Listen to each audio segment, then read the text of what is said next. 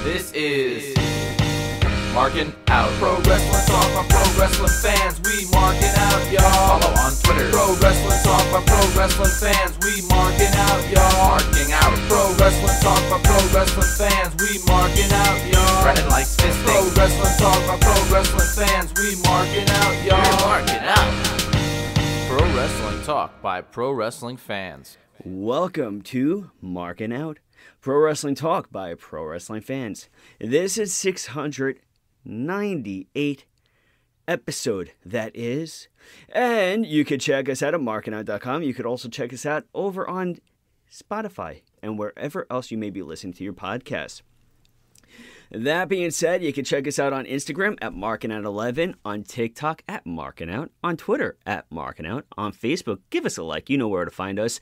Buy a t-shirt over at ProWrestlingTees.com/MarkinOut. Make all of your friends jealous. Get your spouse to love you, because there is no way in hell that you are going to be not looking good in that t-shirt. So go buy that t-shirt, and also make sure that you check me out, David PTDPT, over on all social media platforms, Brandon at BTTG161 on all social media platforms, and Chris Sweendog over on Twitter, and CMSweetie85 on Instagram. But that being said, Brandon, how are you?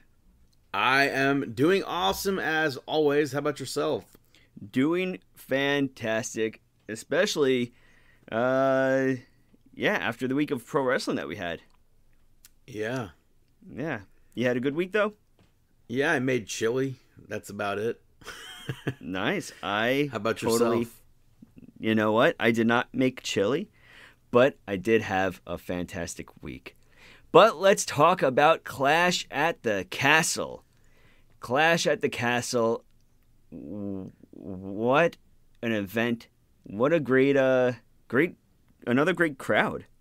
Yeah, the OVO Hydro in Glasgow, Scotland. Drew McIntyre narrated the opening video package. I thought that was pretty cool.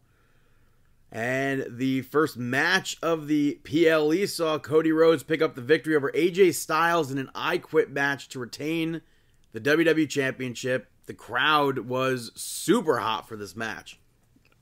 I didn't know what to expect from this matchup, but boy, did they deliver. Yeah, I like that they went all over the place. They didn't just keep it ringside. The brainbuster on the commentary table, however, I thought was really nice from AJ Styles. Yeah, that dummies on the internet. Oh, AJ Styles botched. They're so stupid when they do that. It's so goofy. You've never seen a brainbuster? Like, it's ridiculous. And I think Cody Rhodes got busted open from that, but AJ Styles made Cody pass out at one time, but Cody couldn't say I quit, so the match continued. AJ Styles then handcuffed Cody, and we saw Cody's mom ringside. She got involved. She slapped AJ Styles, I think, 3 times or something like that? Yeah, good involvement of her. The table spot where Cody threw the chair at AJ Styles to make him slip off the rope and fall through the table, I thought was nice. Yeah. But Cody Rhodes got out of the handcuffs, and then he cuffed AJ Styles to the rope, and he went to hit AJ with the steel steps, and AJ quit. I feel like that was abrupt. I didn't really like that ending. What didn't you like about the ending? It just was too abrupt for me. I feel like AJ Styles didn't go through enough. For this to have been maybe his last shot, I feel like AJ didn't go through enough to actually quit. And then Cody still hit him with the steps anyway. Yeah, I kind of disagree. I thought that the ending was actually really good. I like the fact that AJ Styles, being handcuffed and everything, decided to say I quit before even getting smacked with the steel steps, not even wanting to damage himself, take damage from the brutal beating that Cody Rhodes was about to give to him. Instead of taking that, he knew that there was no way out. He had nothing else that he could have done to get out of that situation, and he quit before even getting hit. But outside of that, we found out that AJ Styles will be facing Marufuji in Noah next month in July at Destination. I think that's pretty cool. Some might call that a dream match. Yeah. This next chapter of AJ Styles, though, I feel like we know he's doing Noah. I think we'll see him at Slammiversary as well. Yeah, I could see something like that taking place. Solo Sikoa showed up after that and clapped behind Cody Rhodes. Then the Bloodline jumped Cody and RKO made the save, and they all celebrated with Randy Orton looking at the WWE Championship, maybe planting seeds for SummerSlam, perhaps? Yeah, possible. Very possible. Yeah. Next up, you had the Unholy Union pick up the victory over Bianca Belair and Jade Cargill and Shayna Baszler and Zoe Stark to become the new tag team champions. I'm very surprised at this. Not 100% surprised, but I feel like we both picked the champions to retain. Mm-hmm. I thought Jade Cargill doing that fallaway slam and Samoan drop to Zoe Stark and Alba Fire at the same time was nice. But we saw both teams team up to try to take out the champions. It did not last long. But it was honestly a breath of fresh air to see the Unholy Union get to wrestle like this again.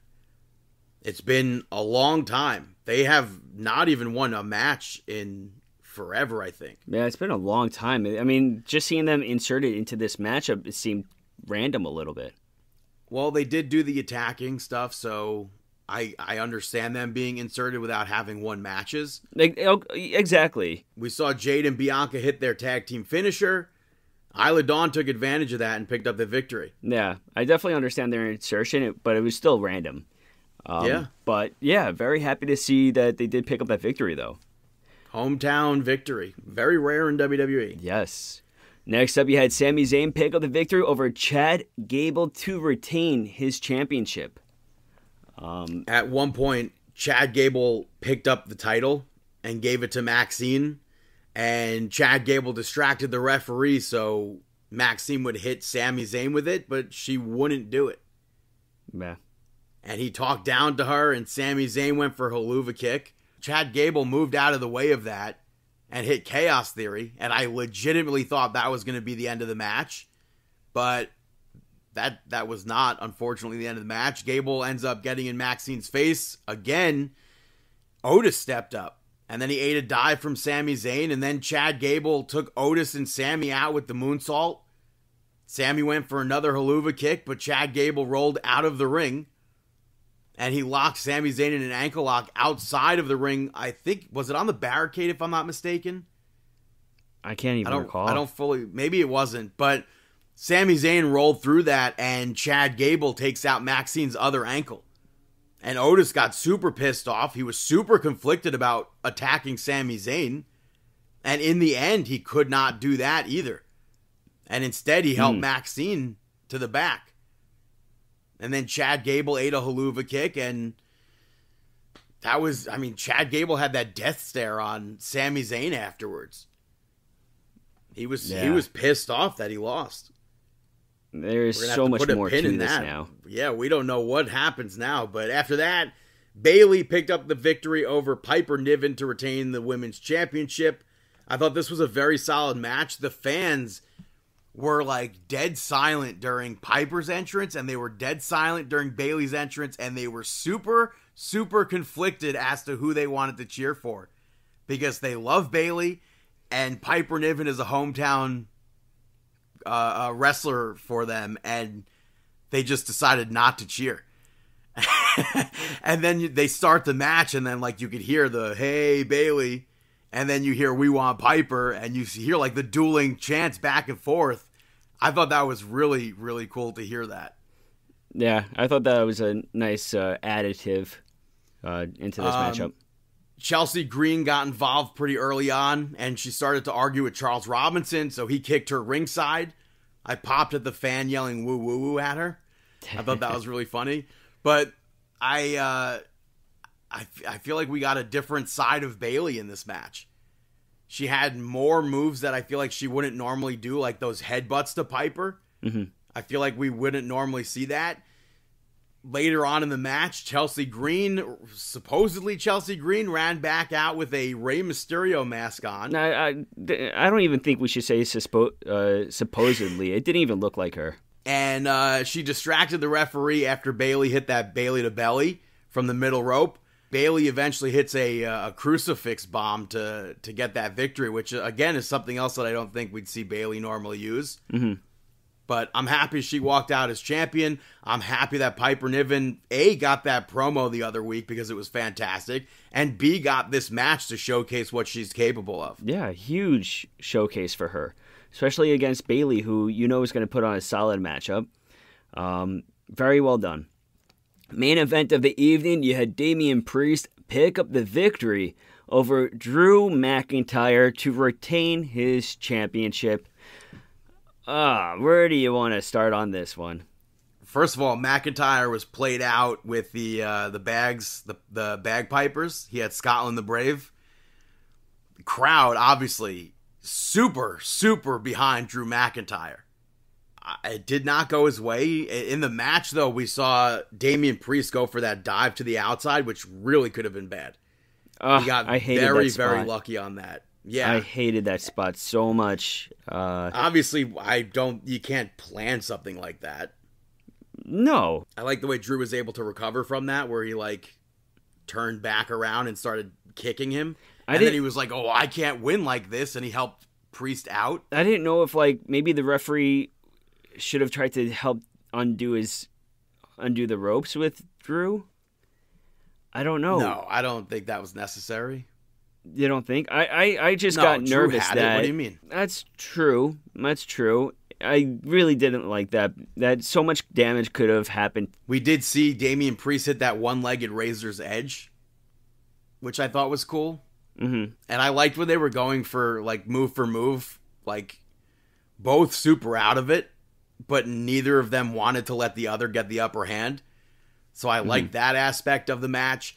Damian Priest didn't even care that he had the bad ankle with the moves that he was doing, but still sold the ankle every single time he landed on it. We saw Drew McIntyre hit Damian Priest with the Claymore through the barricade. Went for another one in the ring, but Damian Priest hit South of Heaven. And when Drew McIntyre hit a third Claymore after that Hurricane Rana from Damian Priest, I thought that was 100% over. And I thought that was 100% going to be Drew McIntyre walking out as champion. That was fantastic, but that ends up not being the end of the match. The referee ends up jumping out of the ring to avoid being hit. And when he went back in, or went to get back in, he got knocked off the apron by mistake. And McIntyre eventually hits a fourth Claymore. No referee. In runs a referee. 2 count, and stops counting. Then the camera pans up or whatever. It's CM Punk. What a camera cut. Yes, very well done. And then Drew McIntyre put his hands on CM Punk. CM Punk low blowed him, and Damian Priest hit that South of Heaven to pick up the victory. And everyone's like, this is why nobody should support WWE. And I think that's so funny, because it's like, that's pro wrestling, man. It's a story. So not everybody has to win in their hometown. So for me, I am very annoyed at the result. I really would rather have seen Drew McIntyre get his victory in front of that hometown crowd. Even though, yes, we saw earlier in the night, we saw the unholy union with that. But I really wanted to see Drew pick up the victory. Just even as a fan of Drew. Last time he got screwed out of it. He's been screwed over by the Bloodline. He's been screwed over by CM Punk. He's been screwed over by Damian Priest. So many people and so many chances where... No. Hold on. Not screwed over by Damian Priest. Damian Priest didn't screw Drew McIntyre over at all. CM Punk was the one who did that. Drew McIntyre really screwed Drew McIntyre at WrestleMania 41. Well, I'm talking about 40. In the not at WrestleMania. I'm talking about previously. I feel like there was he interrupted that cash-in. No, that was McIntyre who interrupted the cash-in. Hello, was it McIntyre who? McIntyre screwed Priest. Okay, So, but in general, there was many opportunities where Drew could have won but got screwed over. And I felt like it would have been good to have him pick up the victory right now. I don't know what Damian Priest is going to do as a champion for prolonged period of time. So it was really annoying for me, but I also get it. You don't need a championship for Drew McIntyre versus CM Punk. You build up. You're going to get heat over on Drew McIntyre in the U.S., and CM Punk's still not going to get heat, even though it was a big-time heel. CM Punk is a heel with the tactics that he does do. But, yeah, not too happy with it. And people, whether you want to say it or not, Damian Priest, that solidifies him, helps him solidify his championship reign. How does it help him solidify for... He didn't cheat. He didn't know CM Punk was there. He was pinned. He didn't know CM Punk was there. Yeah, he but didn't know CM Punk was involved at all. 100%. He was the one that hit that nail in the coffin. It wasn't the low blow. The low blow is just the distraction. His shoulders were on the mat for over 3 seconds. There's no solidification there. It means that But Drew McIntyre's shoulders were on the mat for 3 seconds. That's one that matters. I disagree with you. I don't think it solidifies that part is the story. Him. It's a very cheap victory. No, it's a not. very Damian cheap victory. Priest It wasn't does nothing for that. Damian Priest. I completely disagree. All right, let's move on, though. So that was the pay-per-view. Priest picked up the victory. Moving on to some Monday Night Raw. It had the opening video package with some Uncle Howdy stuff. We knew the countdown was that night. We just didn't know when. And then Monday Night Raw officially opens with Seth freaking Rollins. Completely unexpected. Huge return. And he said that he's hosting Monday Night Raw. That wasn't really the case, though. Yeah. But he said that the reason why he's back, one reason why he's back is getting that World Heavyweight Championship. He brought up the Money in the Bank ladder match, and Damian Priest came out. He welcomed Seth Rollins back. And he also said that he wanted to actually cash in on Seth Rollins. And it's no longer Seth's show, it's his show. They went back and forth on the mic, and then Damian Priest said that Seth Rollins doesn't have to worry about the Money in the Bank. If you want a title shot, you have it at the pay-per-view or at the PLE.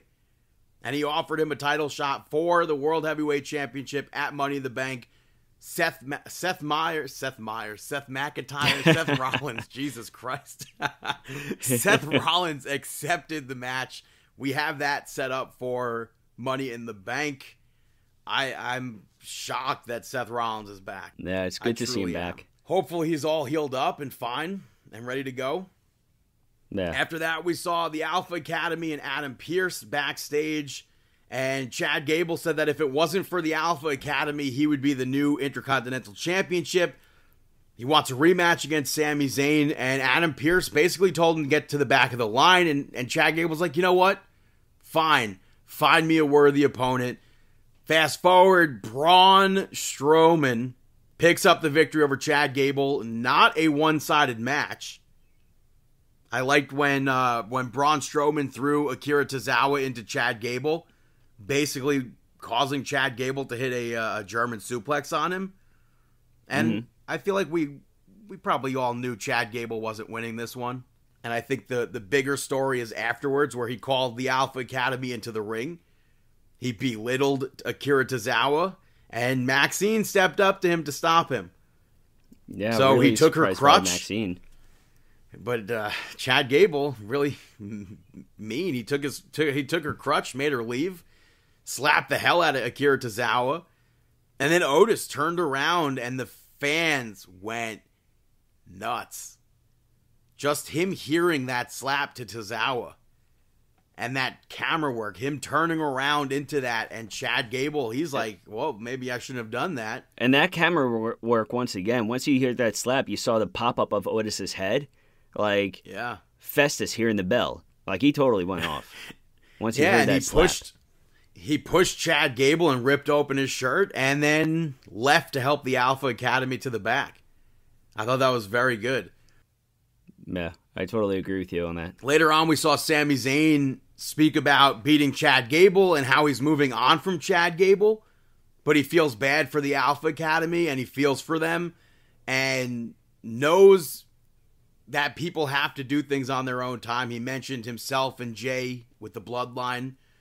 And we saw later on, Otis was packing up his bag and he said they're done. Mm-hmm. And then Chad Gable said he's going to do something big and win the Money in the Bank.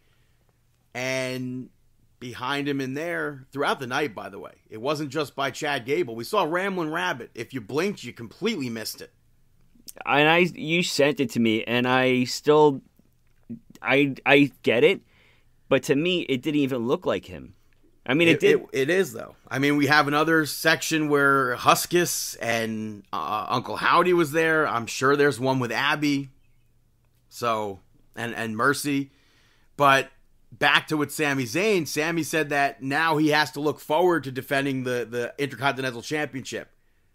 Braun Breaker showed up and said he doesn't have to say anything because Sami Zayn knows why he's there. And he's taken that championship. And then Sheamus showed up and he spoke about how he's been chasing the championship. He wants a title shot. And then Braun Breaker yelled at Sheamus for ignoring him, and Sheamus told him to get to the back of the line before he makes him get to the back of the line. And then Sammy's like, you two sort it out. And that match gets set up for Monday Night Raw, which even later on we saw Sheamus pick up the victory over Braun Breaker via disqualification. Sami Zayn sat ringside for that. This was a pretty good match. I liked Braun Breaker jumping off the apron to hit that clothesline to Sheamus over the commentary table. Mm-hmm. That was crazy.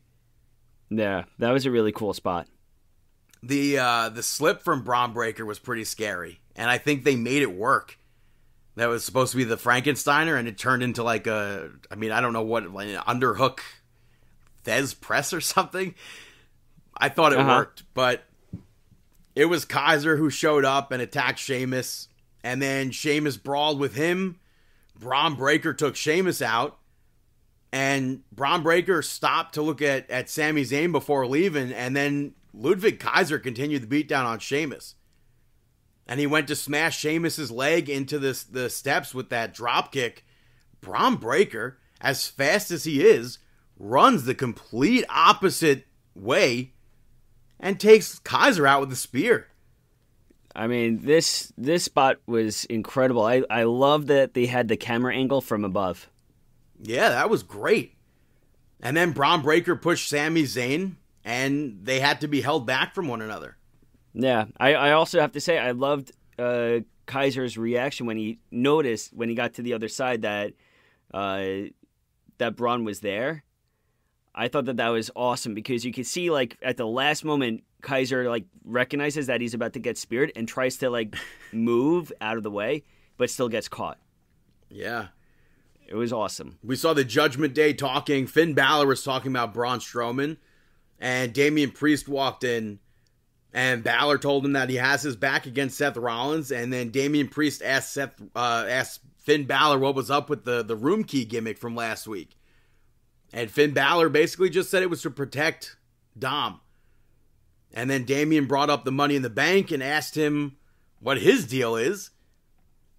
And Finn Balor's like, I'm going to win the Money in the Bank, and then I'm going to cash in on Cody and become champion. And like they all like laughed about it or whatever. In my head, at least, they laughed about it. I don't really remember if that was the true case. But Dominic couldn't find his vest. And we fast forward later on, Carlito picks up the victory over Dragon Lee. And they aired a video promo for Dragon Lee beforehand about Carlito costing him the tag match with Rey Mysterio at WrestleMania. Dragon Lee starts his match off hot. This is supposed to be his big revenge on Carlito. We saw Carlito get in Rey Mysterio's face, to which Dragon Lee took advantage of and hit that Hurricane Rana over the top rope off the apron. Always fantastic to see that. But this match goes downhill when Liv Morgan showed up in Dominic's cowboy vest. And this was interesting. Yeah, and Zelina Vega attacked her.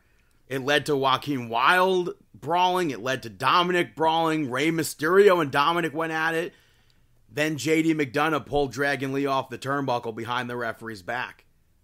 and Carlito hit that backstabber to pick up the victory. So, unfortunate that Dragon Lee loses again, but I don't think that's a terrible thing here with Carlito, with all the outside involvement, with JD, with Liv, everybody else. And then later on, we saw Dominic still looking for his vest. Liv called him over and said, if you want it, take it. Take it. But you're going to have to do it yourself. And he starts to unzip it, and Damian Priest happened to be turning around the corner. And he made Dominic go to the clubhouse.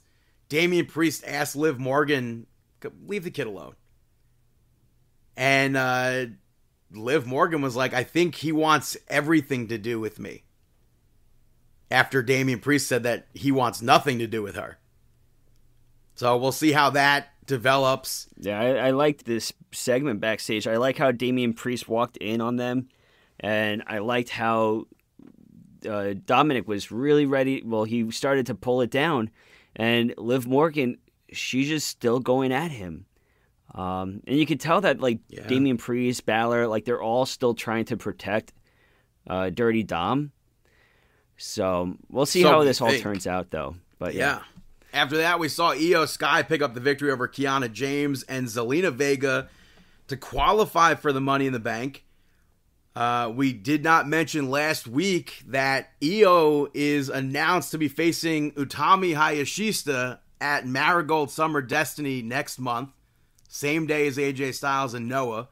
And that's a dream match for Utami because she idolized Io.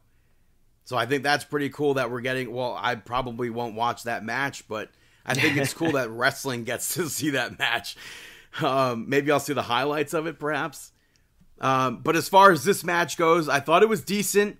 Liv Morgan showed up in Dominic's vest and distracted Zelina. So I think that... the thing with Dominic happened after this. But Io took advantage of that to pick up the victory. I just wish that it was Kiana James going in the Money in the Bank. And I thought Io would lose and like throw another fit.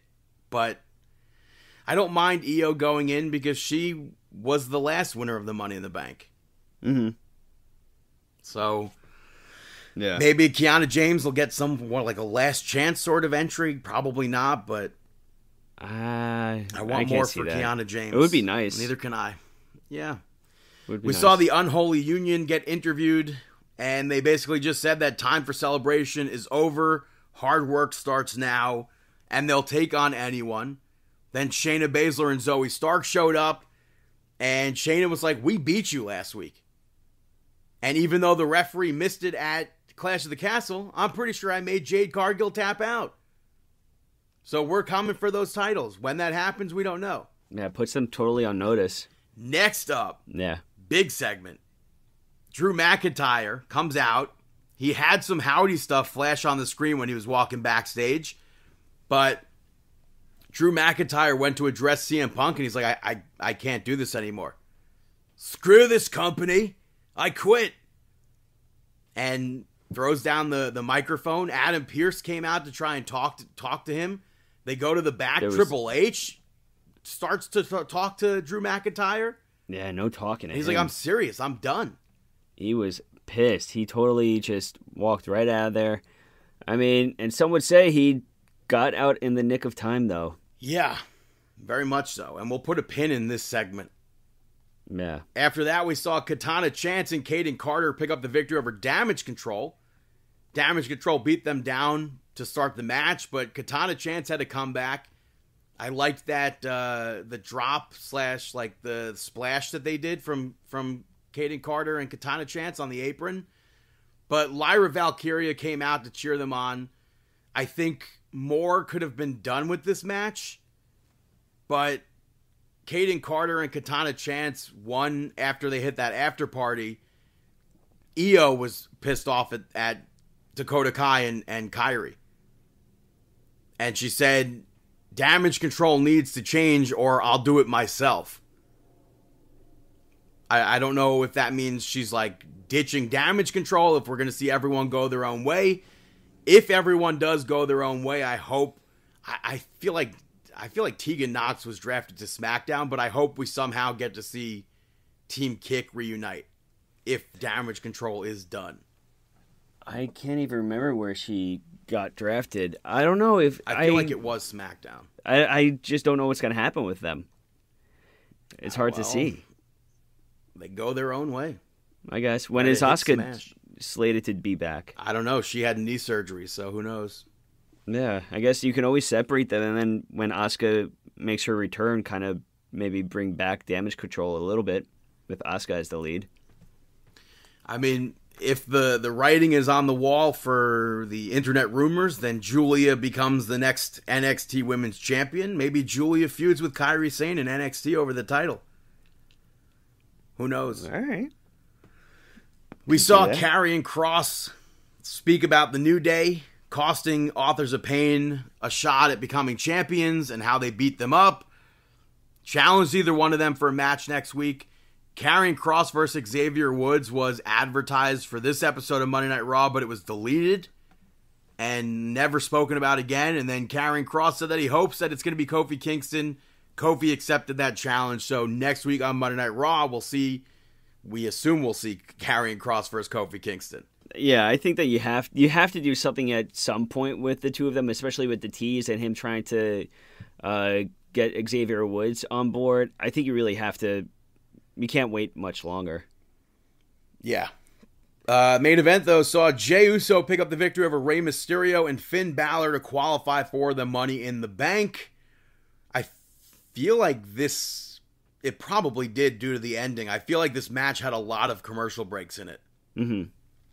The match, I thought it was fine. I liked all the 619 stuff. Like Rey hit a 619 to Finn Balor's gut. And then he hit a normal 619 to Balor. And then he hit a 619 on Jey. And then he hit a Hurricane Rana on Jey. And both he and Finn Balor fell into 619 positions. So Rey was able to hit another 619 on both of them. So I thought that was funny. But Dominic showed up. He ate a senton off the apron, but also showing up were JD McDonough and Carlito. They took Rey Mysterio out. Braun Strowman ran down and chased them away. But Finn Balor hit Rey Mysterio with the coup de grace. And Jey hit that Uso splash right afterwards.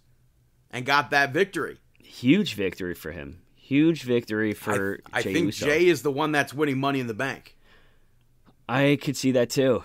I could see Jey Uso coming out of this with the victory, especially with how hot he is with the crowd. The crowd is eating up everything that Jey Uso is bringing forth ever since before WrestleMania.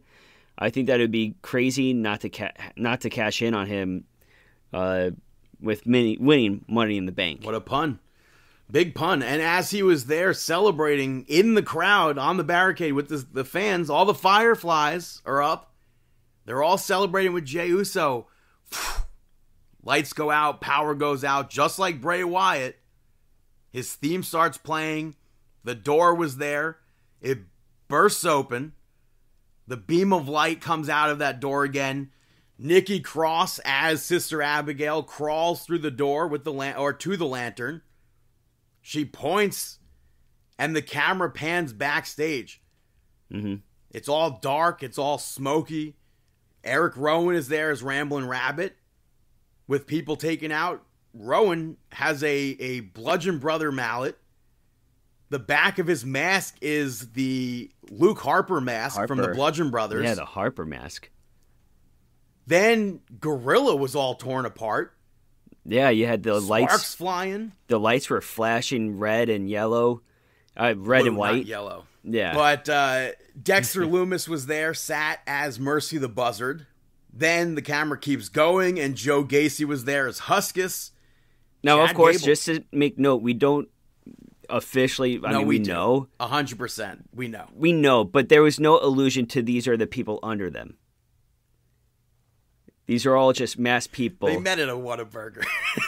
I saw that, and I saw that picture. I just saw it a little bit ago. I feel like that picture.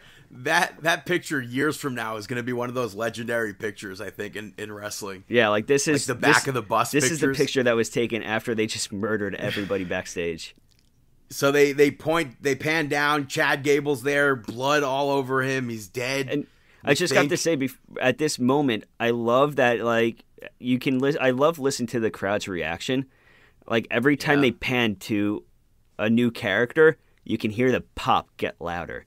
Like when they showed these people that were beaten up on the ground and they panned up to show Rowan, people popped. When you went into the other room and they scrolled up and you saw Loomis, people popped. When you went backstage, like everybody kept on popping. And then when you went to Gable, who's really the only on-screen person that is recognizable as somebody that got beaten up. People were like, oh, Triple H, you could see Carmelo Hayes, you could see Walter, blah, blah, blah. And no, you couldn't see anybody. They weren't anybody. Yeah, it wasn't Carmelo Braun Hayes Strowman, and it wasn't... Yeah, Carmelo Hayes even went on Twitter and confirmed that it wasn't him. He was asking if they're all dead. It looked like, I'm pretty sure that was a white guy also sitting next to Dexter Loomis with the yeah, I think so too. Bryan Danielson. Yeah, but so with Gable, I liked how they showed, like, at first you saw Gable and the crowd popped for seeing him bloodied up. But then from this moment, you had such a slow pan towards the right, and you see this figure in a distance with the light behind him, and his arms are outstretched to the sides. That wrist gimmick. And it's Uncle Howdy. And then slowly he comes into the frame. And then as he slowly comes into the frame, you can tell he's walking somewhere, and he's walking onto the stage. And slowly, one by one, Joe Gacy joins him, Loomis joins him, everybody starts to join him on his walk out, up until when they reached that stage, the crowd popped huge. And then they reach over to Nikki Cross, and then Uncle Howdy picks up that lamp, that Bray Wyatt lamp. They Lantern. have a moment, they look at it, and he says, "We're here." Done. That was perfect. That was incredible. It was super emotional watching this. Yeah, that too. I mean, with everything with Bray, I don't know how Bo Dallas or any of them, that has to take so much emotional control to get through a segment like that because of the attachments and stuff. But what they did was fan-freaking-tastic. It probably was one of the best things I've seen in pro wrestling ever. And when I said we'll put a pin in the talk before with the Drew McIntyre quitting thing, something Blue Meanie pointed out was how that segment with Drew McIntyre helped show how normal the hallway was, how normal Gorilla looked prior to this ending. That too, I was going to say that I thought was really, they did that for a reason.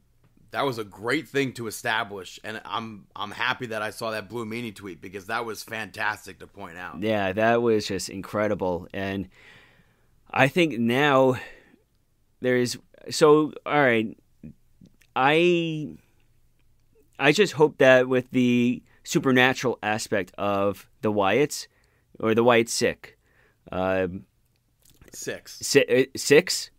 Okay, so the Wyatt Six, how are they going to be portrayed in the ring? Because, of course, everybody loved The Fiend. Everybody craved The Fiend. Every time Bray Wyatt was on the Firefly Funhouse, we wanted to tune in. Every time that it was teased that Bray Wyatt was going to be on TV or The Fiend, we wanted to tune in. We wanted to see how it was going to interrupt, let's say, the Bloodline at the moment, or whatever he was in a feud with. Everybody wanted to watch it.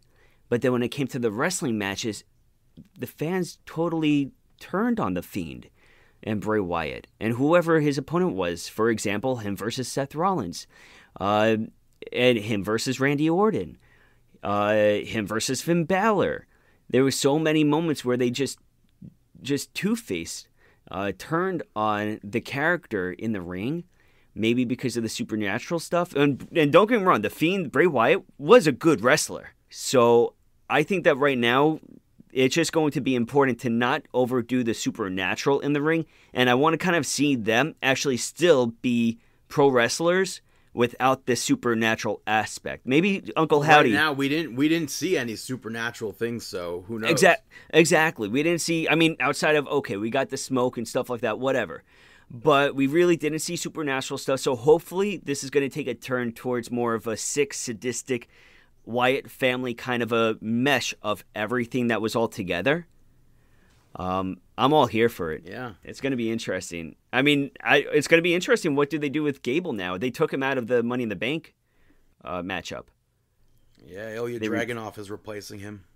Yeah, they replaced him. And then after, okay, so the one thing, and then you had Jey Uso being interviewed post Monday Night Raw about what just took place. And he says, like, that was funny. Yeah, he's like, if they want the Fireflies, they can have the Fireflies. I don't want I don't want the smoke. Yeah. I thought that was good, but then on the other hand, there wasn't enough chaos during it. Like how the hell are you doing Raw talk where your colleagues were just murdered? Exactly.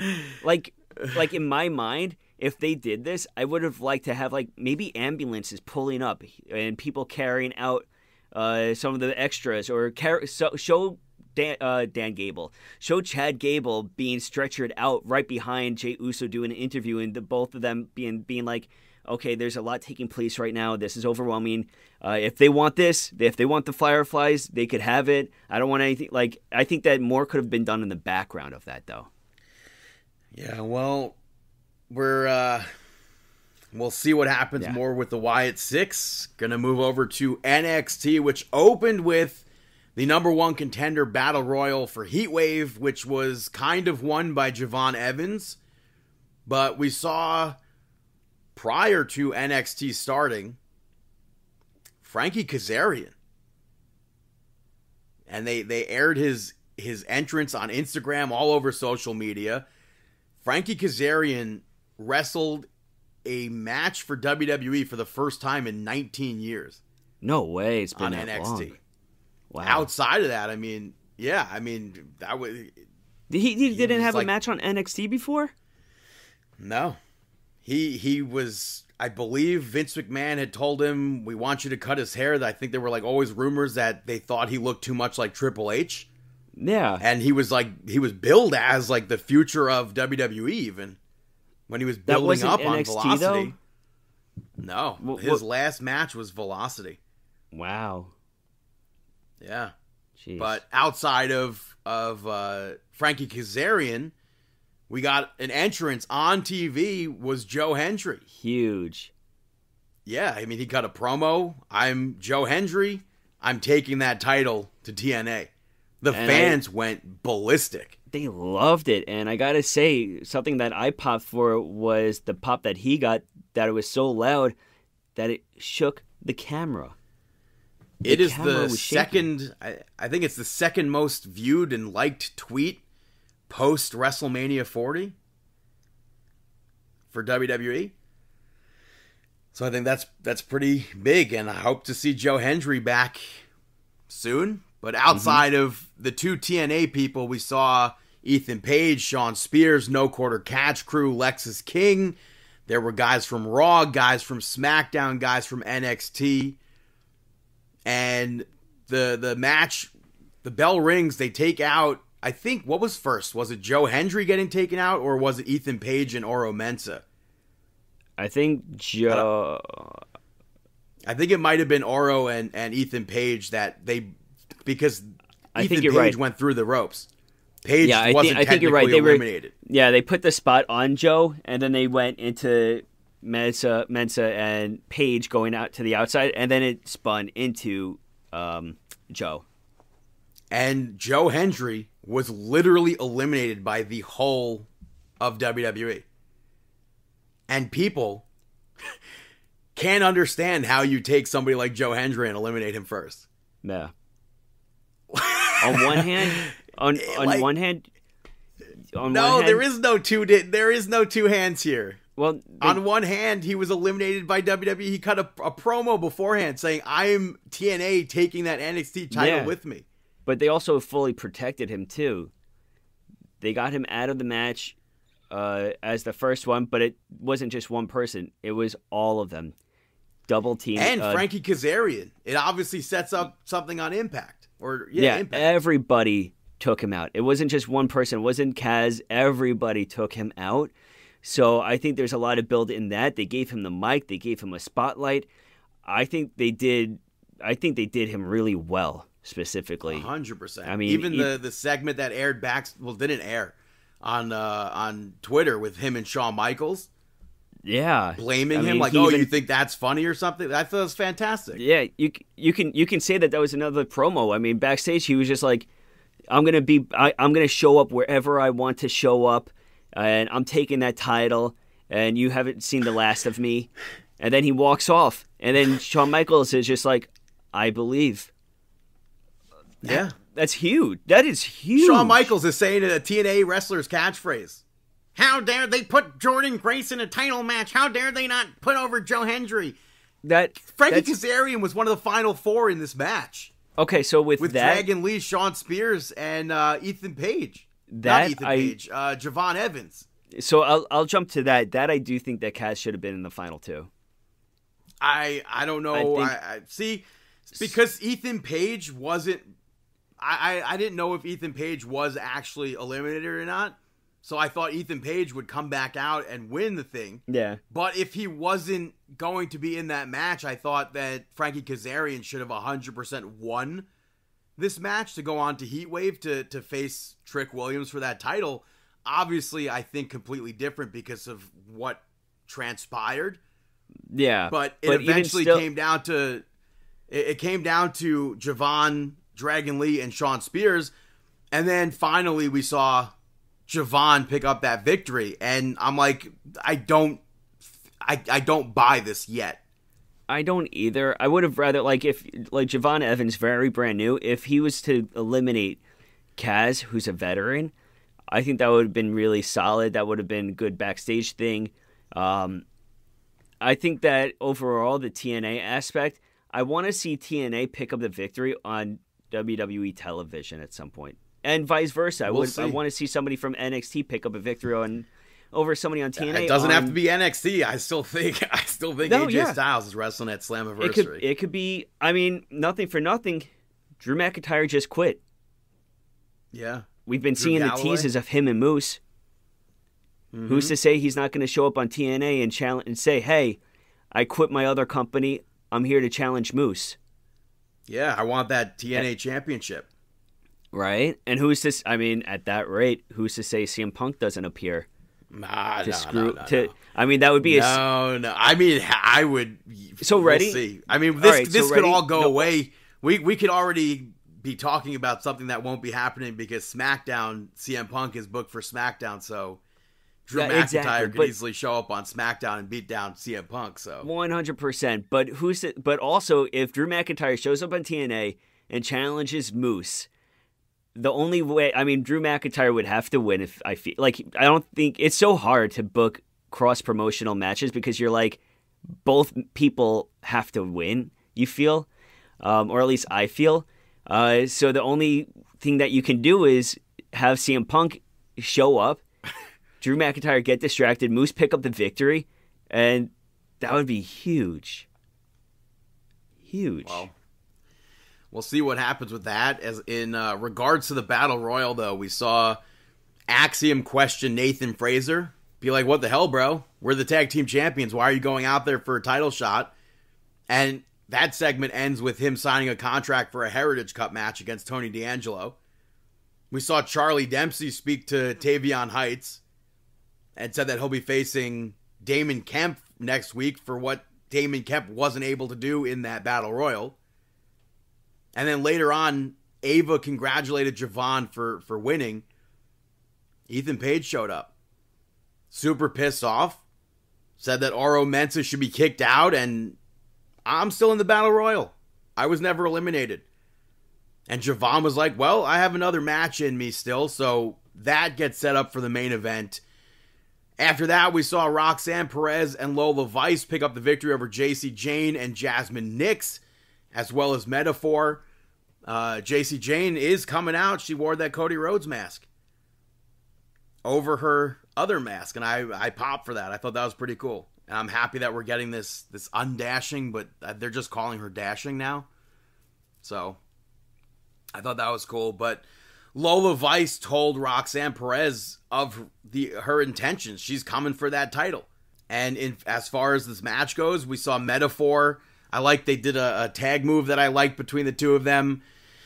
Lola Vice, though, put in the work, and Roxanne Perez tags herself in, hits a pop rocks, and picks up that victory, and then Roxanne Perez takes out Lola Vice with that spinning back fist, a move that Lola Vice would use. I thought that was very well done. Yeah, I totally agree. I thought that, like, at first I was questioning, I'm like, why is she holding up her hand like this? Like, I didn't like it. I didn't like it at all. I don't know. I was like, because they're both going for it, but then Lola Vice, like, I saw her eyes looking at the championship, and I was like, okay. And then I did not expect Perez to hit her with that, and totally. So how could you not like that? No, I did like it. So I didn't like it at first with the overplaying of the hands. Like, we're very happy together, but then seeing it play out, I'm like, okay, that was really good. Earlier, we saw Ridge Holland get accepted to Chase U. And we saw the OC show up, make fun of Ridge Holland. Andre Chase stood up to them. Duke followed suit. And then Thea Hale was, like, held back from them, which I always think is funny. She's, like, so, like, scrappy dude to me. Mm-hmm. I think it's so funny. But we see the match after that. Later on, we see Kalani Jordan pick up the victory over Mia Yim to retain the North American Championship. The OC showed up after this match started, and they actually stopped Mia Yim from missing a dive, but then Kalani Jordan was able to dive out onto her. We saw OTM show up later on, and Jada Parker was able to push Mia Yim off that top rope, and that was the end of the match. Kalani Jordan hit the split-legged moonsault and picked up the victory off of that. I don't think she saw Jada Parker do what she did, though. So that I don't think so either. Protects her, at least. Yeah. And then we saw Kalani speak to Ava about a future opponent, and Ariana Grace came in. She's like, oh, thank you so much. I accept. And Kalani's like, well, actually, I was talking about Sol Ruca. And Robert Stone was like, well, prove it. Prove that you deserve a shot over Sol Ruca. So next week, we're going to see Sol Ruca versus Ariana Grace. Later on, we saw Chase U pick up the victory over the OC, and it looked like Ridge held Duke Hudson to win that match, and I thought maybe I didn't see that because it wasn't mentioned at the time, but Andre Chase questioned them later on, and they both denied that anything happened, and I was like, oh, well, I mean, Ridge Holland is helping them cheat. Maybe he's not this good guy now. Maybe he's got the wool over everybody's eyes. But Duke Hudson's not going to say anything because he wants the victories too. Yeah, he's not going to speak up at all. I thought he was actually going to get a clean victory after he hit that stratosphere. I popped for that. But that wasn't the case, so we'll see what happens next with Chase U. We saw Obafemi come out and question who's next for a championship shot. Wesley stepped up, and Obafemi went to leave, and Wesley yelled at him, and he spoke about how people like Big E, former WWE champion Big E, puts Obafemi over as the greatest North American champion, but in reality, Wesley knows that it's him who's the greatest. It's him in the record books. It's not Obafemi. And Oba said that it'll be the last time you challenge for this championship as long as I'm champion. And Wesley agreed to that. A match between them, I guess, seemingly gets set up. And during this, we saw Wes Lee. There's too many Lees everywhere. There really is. Wes Lee paused for a moment, and we found out via social media later on, Brooks Jensen causing commotion. He got kicked out. And we saw Eddie Thorpe interviewed outside of the Performance Center. And in the background, there were tons of police, and we saw what probably was Brooks Jensen getting arrested. When we're going to see anything further with that, we don't know. But he's been showing up and not being on TV, but also, like last week, I think he threw water on Vic Joseph, or he put his hands on Vic Joseph. I forget when the water thing was. Mm-hmm. So we've been seeing this. He showed up to an indie wrestling show, which people complained about because he was using Brooks Jensen as his name.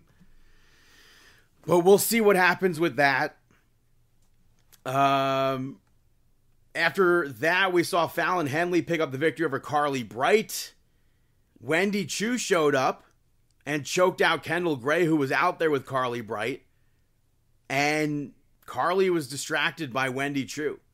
She was still able to have control, but Fallon Henley, a little bit later, did take advantage, and Carly Bright missed the crossbody from the middle rope, and Fallon was able to pick up that victory. But Wendy Chu costing people matches now. This new version of Wendy Chu. Full Evil. heel Chu. You know? Yeah. She is a full heel Wendy Chu right now. And Yeah. I like it. I want to see more I of can't her say now. yes or no, but leaning more towards yes. Yeah. Next up, you had the main event of the evening. Ethan Page picking up the victory over Javon Evans to become the number 1 contender. I feel like it was. I could not buy Javon as that solid number 1 contender there. Yeah. So I'm happy that took place. Javon, Trick Williams, by the way, was on commentary. Javon had his ribs taped up. Ethan Page worked on his ribs throughout the whole match. And I think given those hurt ribs, probably should have been doing all the flashy moves he was doing. Mm-hmm. But Ethan Page pushed Javon from the top rope where he landed right on his ribs. He hit that ego's edge and picked up the victory.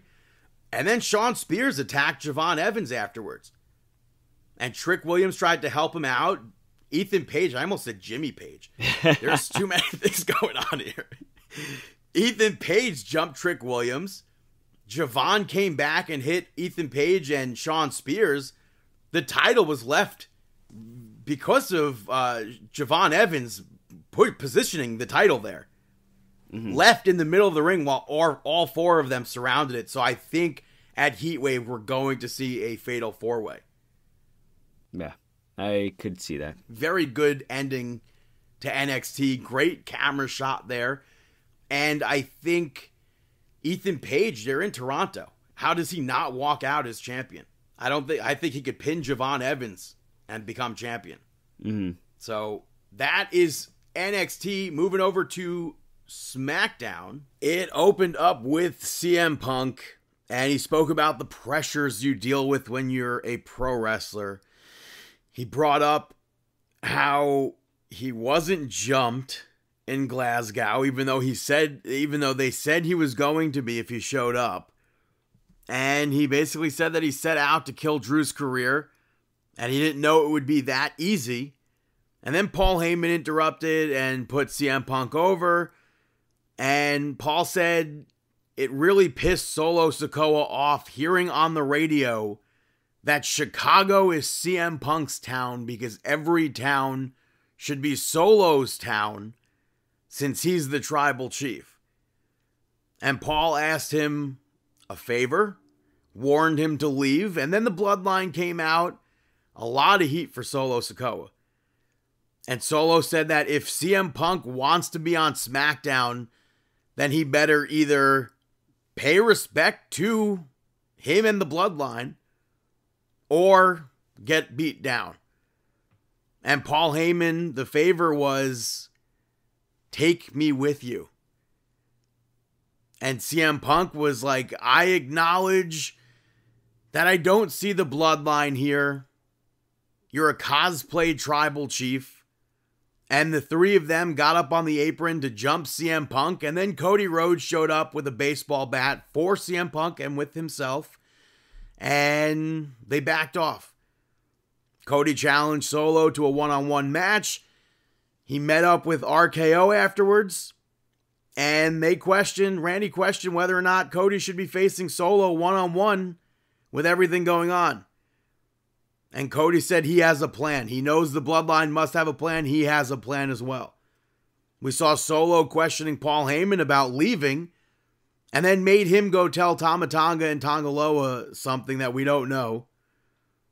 And he said when Paul comes back, they need to have a talk. We saw Chelsea Green pick up the victory over Bianca Belair and Mia Yim to qualify for the Money in the Bank. Given the opponents here, it was very, very hard not to see Bianca Belair going over in this. I don't know what to specifically call it other than like cause and effect, but there were a lot of spots like that in this match, and I thought they were all good. When Chelsea tried to roll Mia Yim up, I thought she was going to get that quick victory, but the match kept going. Then Mia hit the Styles Clash, and I thought that was going to be it. And I thought she was going to win the match, and then the match kept going. Bianca Belair hit that KOD on Mia Yim. Chelsea Green sends her out of the ring and picks up the victory, and I was elated. I was very happy to see that. It would be great if Chelsea Green won the Money in the Bank. I don't know if she will, but I'm rooting for that. After that, we saw Blair Davenport basically put Bayley on notice, saying that next week she'll win the qualifier, she'll win the Money in the Bank, and then she'll beat Bayley for the championship. After that, backstage, we saw Grayson Waller arguing with DIY, and there was some banging behind the garage door. And given that the Wyatt Sick6 were on Raw and they beefed up security for SmackDown, I have absolutely no idea why the hell that person opened the garage door. Maybe he didn't get the memo or what. But when they opened the door, the first thing you see is CM Punk laid out, bloodied on the ground. And then the door keeps rising and it's Drew McIntyre. So forget everything we spoke about with Monday Night Raw. Like I said, might happen. And then Drew McIntyre carried CM Punk through the backstage area and dropped him in the Arena Bowl. I thought that was great. That was a fantastic shot. The door opening, Drew McIntyre carrying him all the way there. Well done. After that, Carmelo Hayes picked up the victory over Tama Tonga and Randy Orton to qualify for the Money in the Bank. I think the cards were definitely stacked against Carmelo Hayes here, but Tonga Loa showed up and distracted Randy Orton. Kevin Owens showed up and took him out, and then Randy Orton stepped aside. He threw Tama Tonga out of the ring, and with that distraction, Carmelo Hayes rolled Randy Orton up to get that quick win. I was really hoping that Carmelo Hayes would make it to the Money in the Bank ladder match. With Randy Orton and Tama Tonga in that match, I just couldn't picture how. So I'm glad that they were able to get there. It makes sense. I'm not disappointed with that. Although there was a bit too much outside interference on this episode of SmackDown for me, I think. After that, LA Knight showed up and he called Logan Paul out, to which Logan Paul did not show up. And then LA Knight brought up Madison Square Garden next week and how they'll have a triple threat match with Santos Escobar for the Money in the Bank qualifier. And Santos Escobar showed up to mock LA Knight, chasing Logan Paul around. This came to blows, and LA Knight reversed the Phantom Driver with the BFT. And then from behind, Logan Paul jumped LA Knight and knocked him out. So, I think LA Knight will probably still qualify, unless that'll be a SummerSlam match. I don't know. We'll see what happens with that. Andrade picked up the victory over Kevin Owens and Grayson Waller to qualify for the Money in the Bank. The Guerrillas of Destiny attacked Kevin Owens during his entrance. Randy Orton made the save with a steel chair, but Kevin Owens went into the match regardless. And I was hoping, right at the start, Andrade was going to win with that elbow. Didn't happen. The match kept going. I like the three of them fighting on the apron. Kevin Owens fighting with the hurt leg, I think, was a good additive to this. Grayson Waller certainly used that to his advantage. And he pulled Kevin Owens out of the ring after the stunner on Andrade. Went for his own stunner, and Almas reversed that into his finisher, which was like so smooth. Very nicely done. I'm happy that Andrade makes it to Money in the Bank as well. Paul Heyman met up with Solo Sikoa before his match, and he brought up telling Tama Tonga and Tonga Loa and saying they did what they did. And he also said that when Roman Reigns left, he agreed that CM Punk was hands off. And Solo Sikoa looked at Paul Heyman and he said, Roman Reigns isn't coming back. And then you cut to the main event. Cody Rhodes picks up the victory over Solo Sikoa via disqualification. pretty early on in the match, the Guerrillas of Destiny showed up. They took Cody Rhodes out. Cody did say he had a plan. I don't know what the hell his plan was because Randy Orton, who wrestled, and Kevin Owens with a bad knee came out. And I can't possibly think that was supposed to be Cody's plan. If he knows that the Bloodline are always like one step ahead, how is that your one step ahead? That's like 2 steps behind. But the 3 of them end up backing Solo Sikoa in the corner. He's like begging for them not to do anything. And then he starts smiling. And then from behind, Jacob Fatu shows up, tears house, puts Cody Rhodes through the commentary table with that splash from the top rope, and it ends with the Bloodline with the fingers in the air. That was fantastic. A lot of hand clapping. I thought that was great. So that's SmackDown. Going to take a quick little break right now, and I'll be right back here on Markin Out. Yo, it's your boy JTG, and you're listening to Markin Out. Wait for it. Cheer! Welcome back, ladies and gentlemen, to Markin Out, episode 698. Going back to AEW Rampage from last week, it kicked off with Toni Storm picking up the victory over Alex Windsor. Windsor attacked Toni Storm before the match. I guess before the bell, really. It led to the beginning of the match.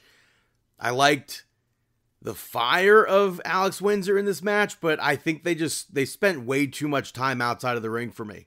And that happens so much in AEW. I really wish they would stay in the ring more. I thought the finish was nice.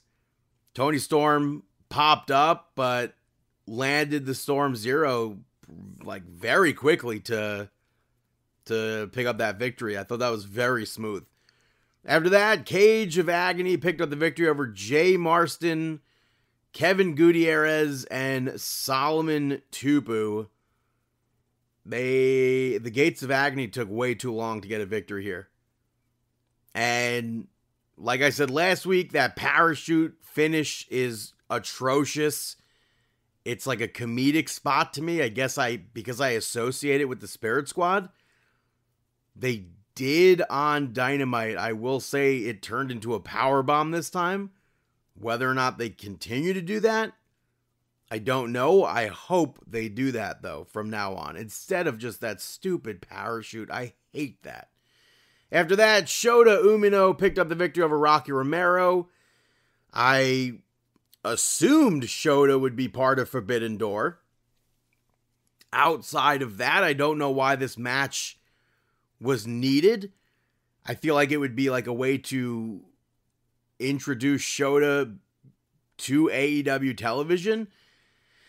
I don't know if there's a connection between him and Mercedes, but he was doing her taunt during the match.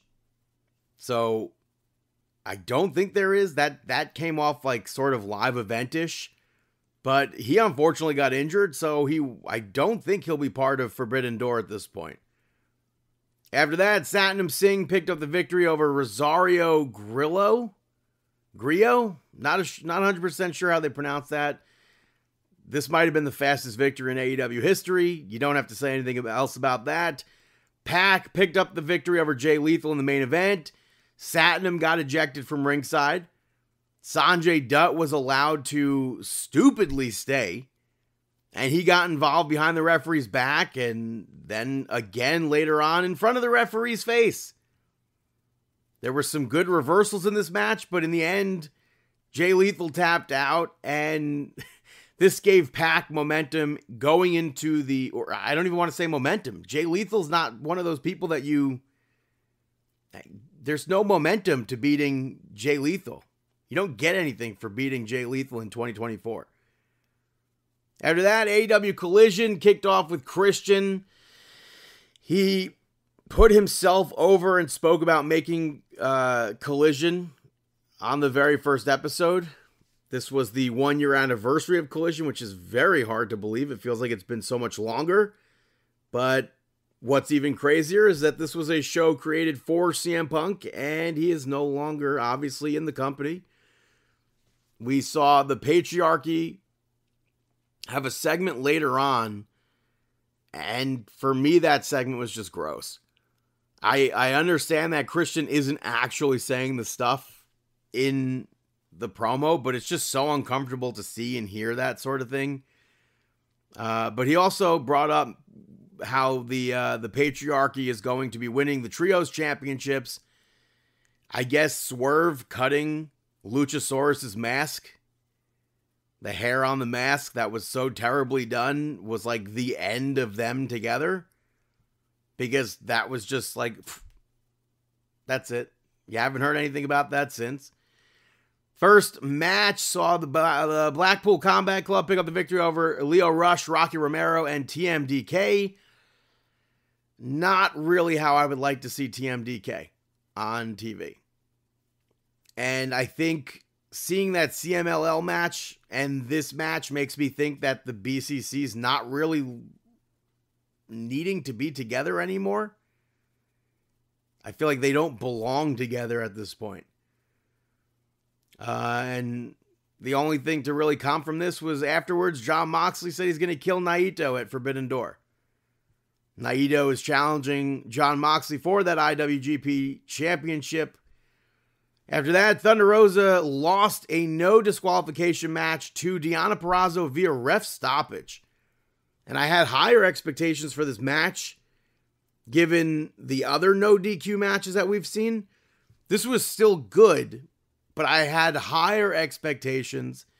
I think the highlight of this was that running drop kick up the table to Deonna Purrazzo, who was sat in the corner with the trash can over her head. I thought that was pretty cool. But Deonna Purrazzo clocked Thunder Rosa with the camera, locked her in a submission in the ropes, but she was already out, and the ref called for the bell. And I feel like in a no DQ match, a referee shouldn't be able to stop the match. I feel like you should have a definitive winner and a definitive loser. But after that, Hechicero picked up the victory over Dalton Castle. And when this got announced, I honestly could not believe this was a match. Because why was this a match? And why were the Gates of Agony are randomly now with Hechicero, or he's randomly with the Cage of Agony. But they beat Dalton Castle down afterwards. The Outrunners tried to make the save. They portrayed the boys on that episode. They failed. And then Daniel Garcia and Matt Menard made the save. I think Daniel Garcia has fallen so far into obscurity, and this is not going to make me care about him again. After that, Dante Martin picked up the victory over Lee Moriarty to qualify for that TNT ladder match. Lio Rush wished Dante Martin luck beforehand. And this was an obvious outcome. I would have been completely shocked if Lee Moriarty got the victory here. I wish Lee Moriarty was built up more, because his only wins this year were tag matches, and his last televised singles victory was September 2022. So I think that's unfortunate. It was a good match. We saw Shane Taylor Promotions jump Dante afterwards. Action Andretti and Darius ran down. They got shut down too. Hilariously, Lio Rush then came out and took them out. All by himself. Darius was not about that, but I just found that to be so goofy that Lio Rush was able to take all of them out. Shane Taylor. I found that to be ridiculous. After that, Kyle O'Reilly picked up the victory over Anthony Henry. Very quick match. Roderick Strong did commentary. It just hypes up that big all-star match on Dynamite. Main event saw the House of Black pick up the victory over the Bang Bang Gang. Unlike previous matches, this was a very long match. And they did a lot of outside of the ring brawling. And at one point, Buddy Matthews hits a Meteora from the top rope to Juice Robinson. And when he lands, he immediately lets out a yelp. And he couldn't even stand up. They continued the match, but then they paused it, took him to the back. Fast forward, the referee looks so dumb at the end of this match because he focused on people who were not legal rather than what was going on in the ring. But Pac came out to help the House of Black win. Then Christian appeared on the screen afterwards to congratulate them on winning. And he's like, well, I know you're going for the trios championships, but you're not a trio anymore. And then the camera panned down and Buddy Matthews was there laid out. I thought that was a weird ending. I don't know if we'll eventually see Pac teaming with House of Black. Pac's also associated with the Death Triangle. And since there was no update on Buddy Matthews, I have to assume this was an angle. And if it's not, that's unfortunate. I hope he gets better. But I'm leaning more towards this being an angle because you'd have to have... I was shocked that there was no update. So that's why I'm leaning more towards this not being a legitimate injury. Moving over to AEW Dynamite, it kicked off with MJF picking up the victory over Roosh. And I really don't think that this match should have taken place because I really think both of them need victories here. The match, kind of slow at times, very hard hitting. Roosh at one point headbutted MJF and it busted him open. We fast forward a bit. Roosh eventually gets to the spot where he throws MJF into all the barricades. And then they did a spot where Roosh went to use a chair. Then he throws it into the ring to distract the referee, to which the referee seemed to have been distracted for like a minute or two. Ridiculously a long time to take a chair and kick it out of the ring and then turn your ass around to focus on the match. All in that time, Roosh is using a cable to choke and beat MJF with. And then the referee comes along and sees it and does nothing. That was... I don't understand when they do stuff like that. It's so goofy. I did like that overhead belly to belly that Roosh did off the apron to MJF. But like the other match on Collision, I had higher hopes for this. I knew MJF was winning this, but I don't know. And then later on, Don Callis met with Roosh. Roosh obviously was pissed off. We saw the Gates of Agony show up on the screen after the match to clap for MJF and say that the EVPs announced that Hechicero will face MJF at Forbidden Door. And then commentators like, well, we don't know if that's confirmed. Let's Tony Khan or Christopher Daniels confirms it. Which makes no sense to me because the EVPs are the EVPs. They make matches, they do anything. They're in charge also. Why does Tony Khan and Christopher Daniels have to approve it? After that, Will Ospreay and Swerve had a face-to-face. Swerve brought up Will Ospreay needing Don Callis. And Will said he doesn't need Don Callis. He doesn't need the family. He can do it all by himself. I think for me, Hit Row being mentioned was my favorite part of this whole segment. You can tell me that this is a main event of Forbidden Door. But it just, every single week, it just feels like it's not a main event quality caliber feud. Ring of Honor TV Championship. At best. After that, you have the All-Star Tag Match. Orange Cassidy, Dante Martin, Kyle O'Reilly, and Mark Briscoe picked up the victory over Zack Sabre Jr., Kyle Fletcher, Takeshita, and Roderick Strong. This was chaotic. The referee had zero control. I did like when all the faces were doing a move from the top rope and tagging the person out. I thought that was probably the best part of this match for me. But I think Zack Sabre Jr. going into a match against Orange Cassidy at Forbidden Door needed this victory, and Orange Cassidy did not. Maybe Zack Sabre Jr. is going to be winning at Forbidden Door. I don't know. But after that, we saw Jack Perry attack Dante Martin. Then Mark Briscoe and Takeshita brawled, and then Orange Cassidy and Zack Sabre Jr. went face-to-face. All of that hypes up Forbidden Door. They aired a video package of Mercedes Moné training. I really think that Stephanie Vicor very much so needed to be featured in a match on this episode of Dynamite. I very much so think that. On Collision, the Acclaimed had a segment to hype their match for Dynamite up. Christopher Daniels reversed a fine from the Young Bucks and then brawled with Brandon Cutler, fed him right to the Acclaimed. Storyline wise, it seems like Christopher Daniels is very bad at his job. Like, you're an authority figure. How are you putting your hands on talent like that? After that, though, on Dynamite, the Acclaimed pick up the victory over the Young Bucks in that Eliminator match. If there was ever an Eliminator match where the champions needed to lose, it was this match. I don't need to talk about the goofy stuff that took place in this match. All I need to say is that Anthony Bowens is an absolute beast. He comes off looking fantastic from this match. I don't think they're going to end up beating the Young Bucks for the tag team championships, but at least Anthony Bowens looks super strong in this. And all that really matters is that the Acclaimed won. After that, you had the contract signing for Tony Storm and Mina Shirakawa for Forbidden Door.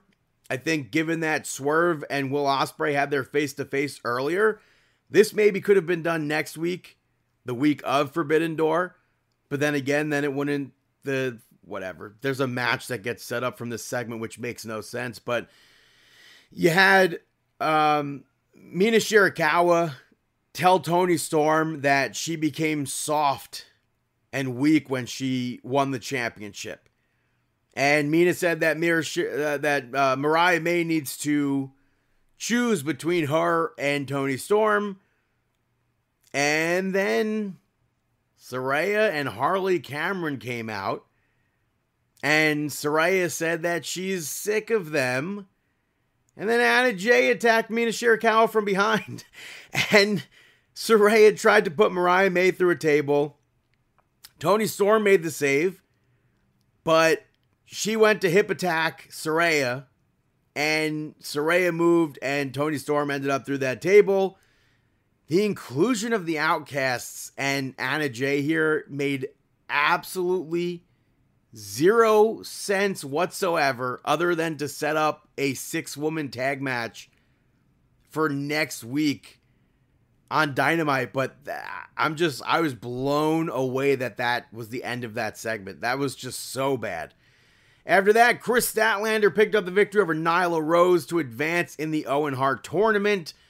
Nyla Rose's last victory on television was November 2022. So I went into this match. I honestly could not tell who was going to win this and move on in that tournament. But Chris Statlander won, hit that tombstone from that, from the turnbuckle position, walked it from the turnbuckle, I should say.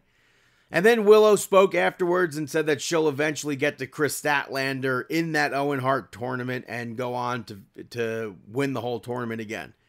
We saw Daniel Garcia pick up the victory over Rhett Titus. Cool to see Rhett Titus, just not like that. To me, Rhett is not an enhancement talent. He deserves so much better than what this match was. And I think he's very underutilized. I don't even know if he's signed to AEW. But I think Rhett Titus is severely underutilized there. And then the Gates of Agony attacked Matt Menard and Daniel Garcia after this match. MJF ran down to brawl with Hechicero. The Gates of Agony took over, and then Will Ospreay made the save. They teased Will Ospreay versus MJF. They teased Will Ospreay versus Daniel Garcia. And then we get to the main event. Pac picked up the victory over Claudio to advance in the Owen Hart tournament. Bryan Danielson did commentary for this. They had a misplaced commercial break with 3 minutes left, and they came back with 1 minute left on the actual time slot. So if your DVR was not set to record, I think they went like 10 minutes or so past 10. You would have probably come back from a commercial break, had a minute of action, and then boom, that was it. But which they did announce an overrun, but the network doesn't schedule it. I don't understand why they don't do that. And there's no reason why a commercial break should have been at the end of your show like that. But I think Bryan Danielson added so much to this match. I did not like the ending of this because they did a bunch of that, like the pin, with the final one being an actual end of this match. And then Claudio, rightfully so, was annoyed, I guess maybe himself. And Bryan Danielson's like, it happens to the best of us. It happens to me. It happens. And that was the end of the episode. There are so many odd matches taking place next week that I don't think is go home show worthy. It's a bunch of can they coexist, it seems. So that's AEW Dynamite. Hey, Brandon, got any shout outs? This is Miss Piggy, and you should be listening to moi instead of Brandon's shout outs. The first shout out goes to Bratz, which is funny because I feel like it's the same spelling as Brats. Is that accurate? Right? It is, right? I think so. But it's a new documentary about the Brat Pack from the Brat Pack member Andrew McCarthy. It's on Hulu. You see anything about this? You're a fan of the Brat Pack, I assume? Perhaps? I did see this. I'm interested. You saw the trailer. You didn't see the actual documentary, did you? No, just the trailer. I don't remember like so much controversy being swept up within them, though. I had no clue the Brat Pack was such a negative thing with them when it was first coined, and they all hated it. Yeah, that too. I thought like it was a good thing. But I understand completely where they were coming from. But I thought the documentary was good. It's definitely missing. I mean, Molly Ringwald wasn't in it. Judd Nelson wasn't in it. Anthony Michael Hall wasn't in it. I don't even think Hall was even mentioned. It had interviews from Molly, but not like actual current interviews. Mm-hmm. And Judd was also shown as well, but they teased him at the end. But I feel like those three were definitely in need to be in this. But I do like how some of the scenes from this documentary looked like it was filmed on like a 90s camcorder. Maybe an 80s camcorder it's supposed to look like. Mm-hmm. Because it reminds me of my childhood, so I thought that was pretty cool. But that's just, I was completely blown away when I saw that trailer and they were like, oh, we hate, this is like against us. This is a negative term. I didn't expect that at all. Mm-hmm. Another documentary of sorts. I'm going to give a shout out to the A&E ECW biography. But I will say I expected a lot more from it. Because I thought it was going to be a 2-hour episode. I have no idea how it wasn't. I think the rise and fall of ECW is probably one of the best wrestling documentaries that I've ever seen, probably ever made in wrestling.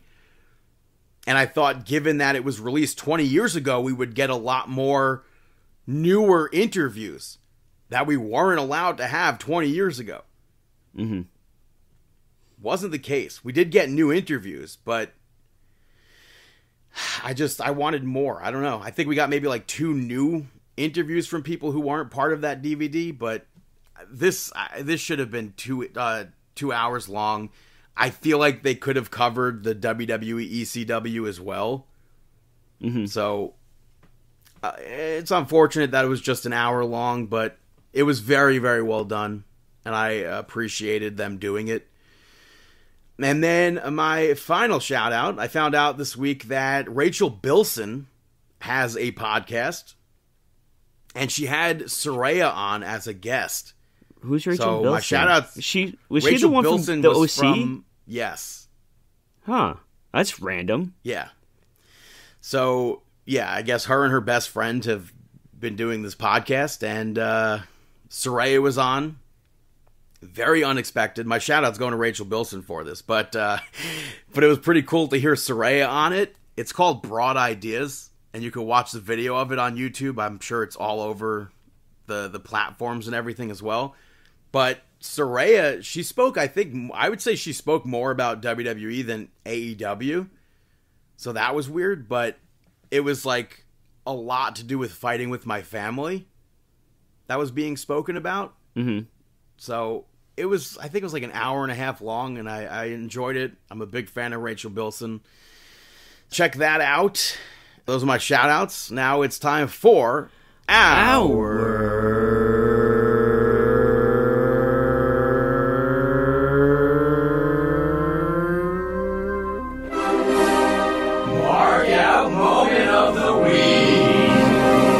That is right, our mark out moment of the week. All right. I think right off the bat, we have to say that Uncle Howdy stuff, the Wyatt Sick6. Yeah, the Wyatt Sick6.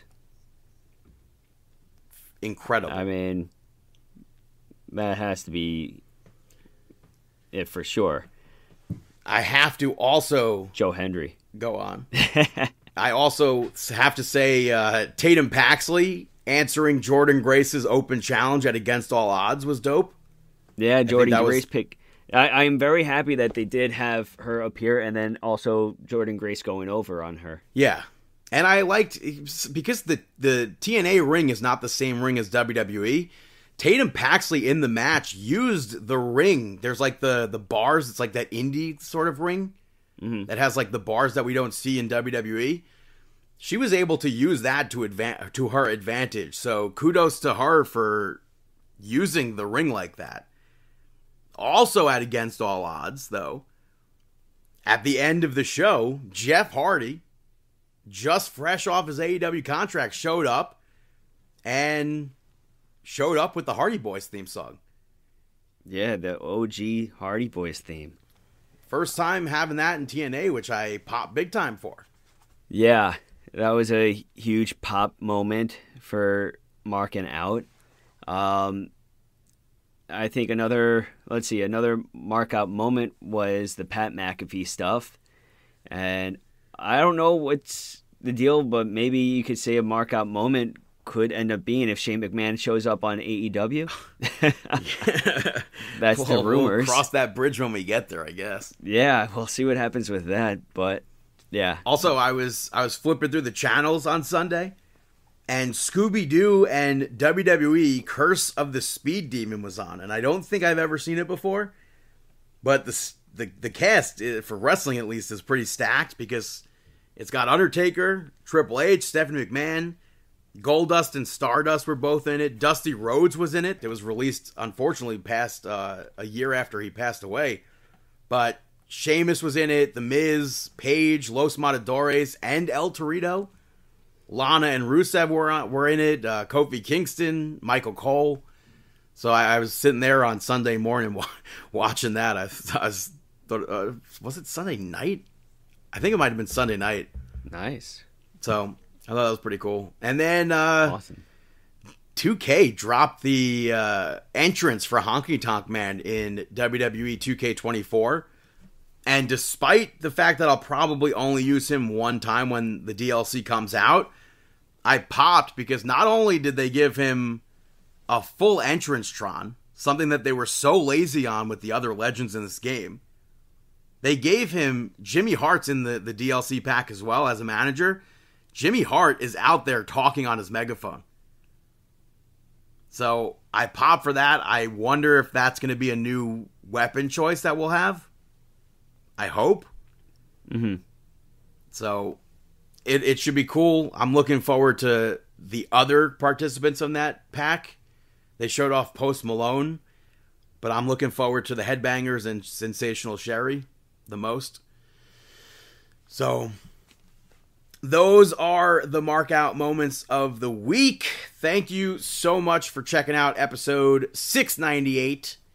You could check us out on Twitter at Markin Out, at BTTG161 on all platforms. Chris Sweendog, CM Sweeney85, David PTDPT, Facebook.com/Markin Out, YouTube and Instagram are Markin Out 11.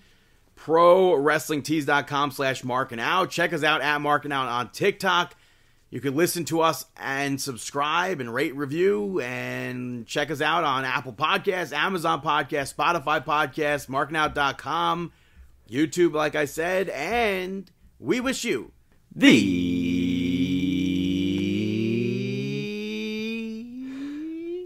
best of luck in your future endeavors. Have a fantastic